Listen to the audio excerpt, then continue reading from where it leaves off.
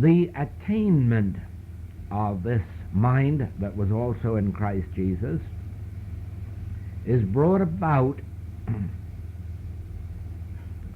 primarily through our own effort, with, of course, the understanding that we would not be making this effort but for the grace of God. Now, this will help you in your relationship with others, and more particularly with students. If you will remember that we have no choice. We have no choice as to whether we shall live the spiritual life or whether we shall not live the spiritual life. We have no choice as to whether we will follow a spiritual path or we will not. I can assure you that if we had any such choice, if mankind had any such choice, everyone would be on the spiritual path because the fruitage is so worthwhile. There's no other way, really, to attain harmony, lasting harmony, peace, quiet, inner joy, prosperity. There's no other way than the spiritual path. Nobody has ever attained it merely by the acquisition of health or the acquisition of wealth or the acquisition of fame.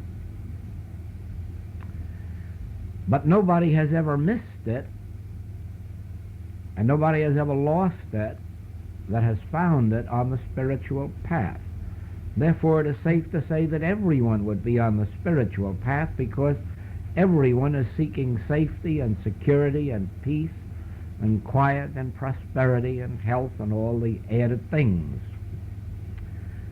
But they have no such choice.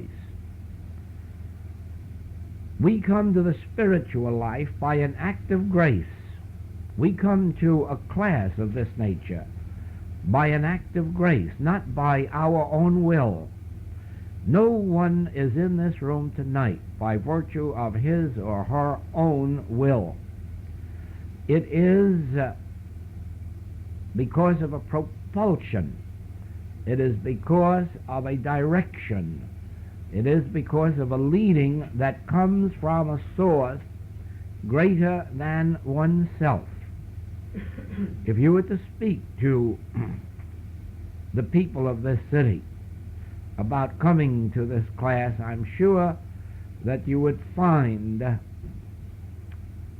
that they're all busy with something very legitimate that makes it impossible for them to be here. And only you aren't that busy with something else. And that is not an accident. That is because there is a something bringing you, carrying you further and further along the spiritual path. Now, those who are further along on the path can tell where you are in consciousness, what degree of unfoldment has taken place, and to what extent you are going forward. And one of these ways has to do with this very subject of the reason for my thanks and my gratitude. And incidentally, it has to do with the entire subject of supply, the entire subject of our human prosperity.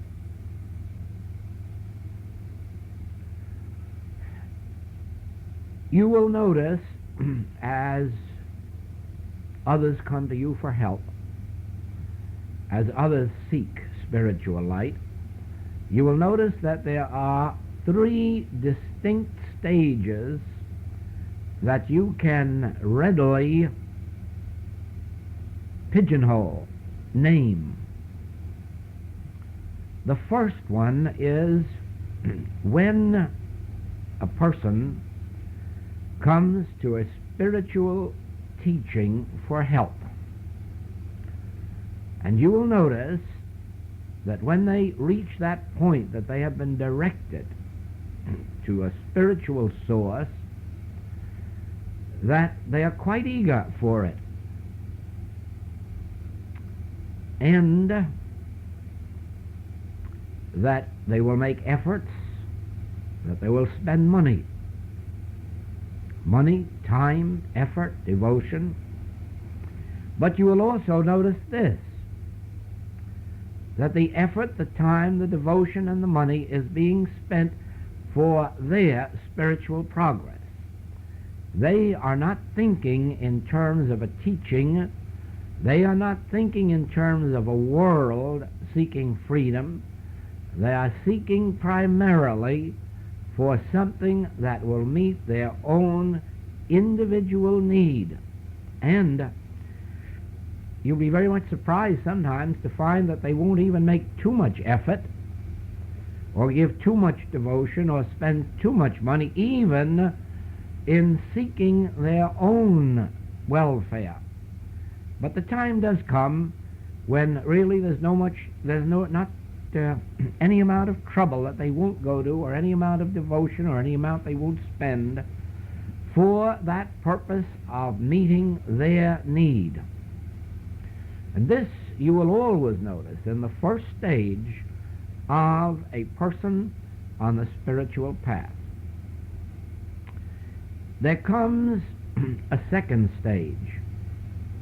And here you will discover that the young student has already found some measure of help, has received some measure of healing or harmony, and is beginning to think in terms of others, more particularly their family or their relatives. And that is when they begin to try to interest their friends or relatives, or they will buy books to give them, or they will pay for classes for them. They will be making efforts. They will be giving something of themselves for others. And the moment that you begin to see this, the moment you see them buying books to send to some friend at a distance or some relative, you can be assured that they have well entered the path, and that they will undoubtedly go deeper and deeper into spiritual consciousness, because in a measure they are now thinking less of themselves, less of their progress, less of their welfare, and they're beginning to take in others. They're beginning to share. When they come to the third stage, you will witness some of the things that we have witnessed here this week with some of our students. No longer is the idea, what can I get from this, or will this give me all that I need? By this time, enough has appeared in their experience so that it is virtually taken for granted. This is my way. This is what is producing in my life. And now begins the third stage, which is one of the most essential stages before we can come into the fullness of consciousness and the fullness of those things that are added. And that is where we are beginning to think in terms of the message or of the world. We are beginning to think, how can I give myself? How can I serve in some way that others may find a benefit from this work? How can I devote myself? In other words, there is now not a seeking toward oneself, but rather a seeking to give oneself, a seeking to devote oneself, a seeking to benefit the world.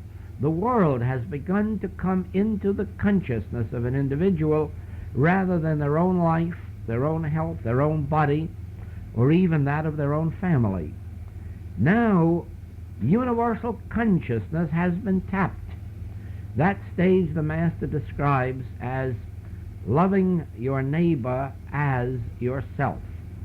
Now, there is no such thing on the face of the globe as a human being loving his neighbor as himself. A human being must love himself primarily, and his family secondly.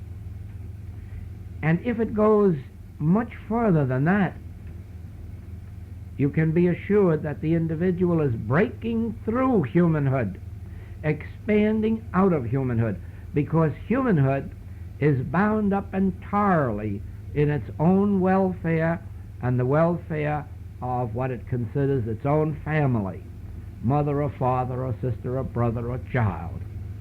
And rarely